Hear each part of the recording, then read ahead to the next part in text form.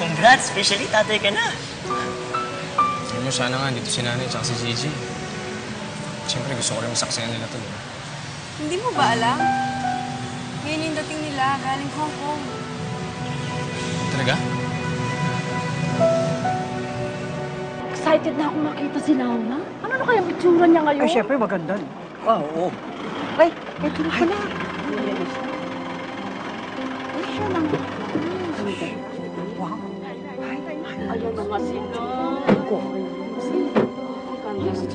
Ay, si Gigi! Ang sosyal mo na rin ngayon, ha?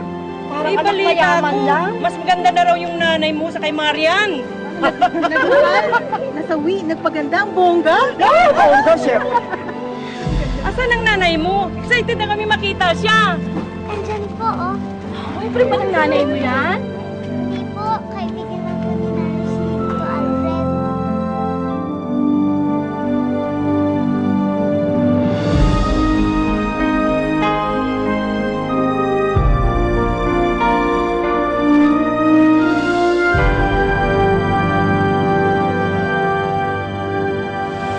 Ano kaya itsura ni Aling Laura ngayon?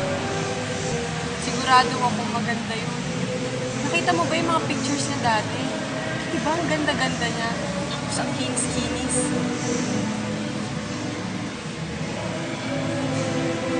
Tuloy ko ba? Hindi ka excited makita yung nanay mo? Oo nga naman, June. Ilang buwan na rin nung lumipas simula nung makasama mo si Aling Laura. Nagpasko na. Nanganak na si Rachel.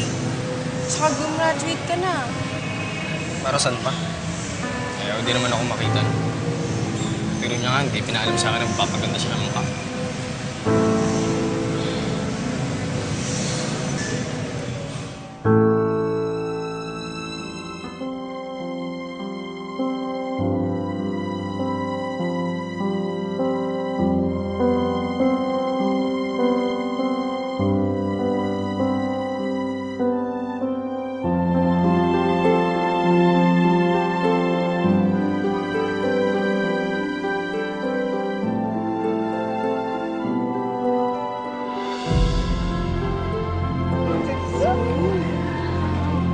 Uy, Laura! Ang ganda-ganda mo, yung kinis. At ang ganda ng mukha, walang bahid lapnos.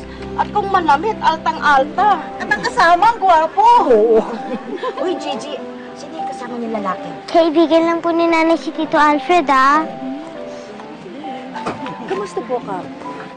Mabuti naman, Laura, pero ikaw, mabuti ang lagay mo. Yung apo niyo nga pala. Ay, wala si Karen ngayon, kasama ni Puloy.